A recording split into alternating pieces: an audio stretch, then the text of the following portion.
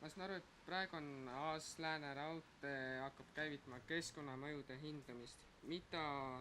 see projekt endast täpsemalt puudutab ning mida selle projektfaasi lõpuks teada saab? No ma täpsustan natukene, et tänases seisus on aktsiaselts Eesti Raudtee näidanud üles initsiatiivi võtta keskkonnamõjude hindamine enda kohustuseks ja meie roll on olnud praegu see, et me oleme lihtsalt mõningad alusuuringud varasemalt ära teinud, mida siis Eesti Raudtee saab kasutada. Nüüd keskkonnamõju hindamine tuleneb seadusest, ehk teiste sõnadega, kui on plaanis rajada uus raudteeliin, näiteks Riisipere-Turba vahele, siis on vaja hinnata mõju nii looduskeskkonnale kui inimkeskkonnale ja samamoodi ka siis sellisele pärandkultuurile. Praktikas see näeb välja sedasi, et tuleb valida välja litsenseeritud keskkonnamõju hindaja ja tellida rida alusuuringuid, näiteks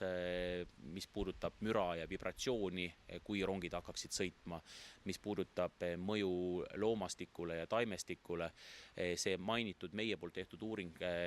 puudutas siis mõju kahepaiksetele roomajatele, ehk teiste sõnadega, et on terve rida selliseid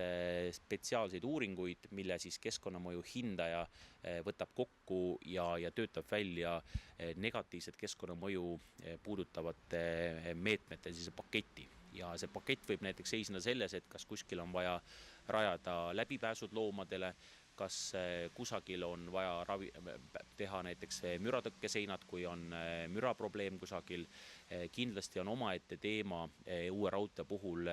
ülekäikude teema, ehk teiste sõnadega, et inimesed on harjunud käima omasid radu ja kui nüüd seal hakkaks kiire rongiliiklus toimima, siis kas need omad rajad, mis on nagu ajalooliselt sisse nagu tallatud, et kas see võib olla ohukoht raudtee ületamisel ja inimeste või siis ka näiteks kergliiklusvahenditega seoses. Nii et need on need tööd, mis tuleks nüüd ära teha ja see on selles mõttes sisend projekteerimisse ja ehitamisse, et mida siis seal raudtee ehitamise raames nüüd arvesse võtma peab. Orienteeruvalt see võtab kusagil aasta